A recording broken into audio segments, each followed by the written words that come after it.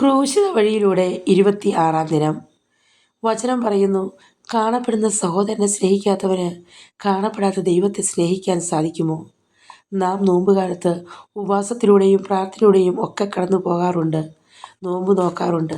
ചില ഭക്ഷണ സാധനങ്ങൾ വർജിക്കുക എന്നതിനപ്പുറം കാരുണ്യത്തിൻ്റെ ചില പ്രവൃത്തികൾ കൊണ്ടും ഈ നോമ്പ് നമുക്ക് കൂടുതൽ സമ്പന്നമാക്കാം. പോരായ്മകളും ദൗർബല്യങ്ങളും നിറഞ്ഞ മനുഷ്യൻ കരുണയും സ്നേഹവും വാത്സല്യവും അർഹിക്കുന്നു. അത് കൊടുക്കുമ്പോൾ നാം ചെയ്യുന്നത് ഔദാര്യമല്ല, നീതിയാണ്. അനുനിമിഷം നാം അനുഭവിച്ചു കൊണ്ടിരിക്കുന്ന ദൈവകരുണയുടെ ആഴം നമുക്ക് അളക്കാനാവുമോ? സഹോദരങ്ങളുടെ കണ്ണിലെ നനവ് നമ്മുടെ ഹൃദയത്തിൻ്റെ നനവായി മാറണം. ആത്മാവിൽ ഉറവിയെടുത്ത അരൂപിയായി മാറണം. ഒരു ഗോതമ്പ് മണി നിലത്ത് വീണ് അഴിഞ്ഞില്ലാതാകുന്നത് പോലെ പീഡാനുഭവം കൊണ്ട് പരുവപ്പെടുവാനും മഹത്വത്തിൻ്റെ കിരീടമണിയുവാനും നമുക്ക് സാധിക്കണം.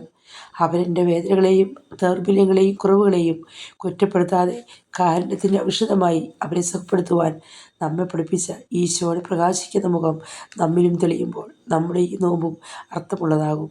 ഈ നോമ്പുകാലത്ത് നമുക്ക് നമ്മുടെ സഹോദരങ്ങളോട് കരുണയുള്ളവരായിരിക്കാം. കാരുണ്യത്തിന് പ്രകാശിക്കുന്ന മുഖം നമ്മിൽ പ്രകാശിക്കട്ടെ. അങ്ങനെ നാമും കൂടുതൽ പ്രകാശപ്പെടുത്തുന്നവരാകട്ടെ. ഈ നോമ്പുകാലം അർത്ഥവത്താകട്ടെ. സ്തുതിയായിരിക്കട്ടെ.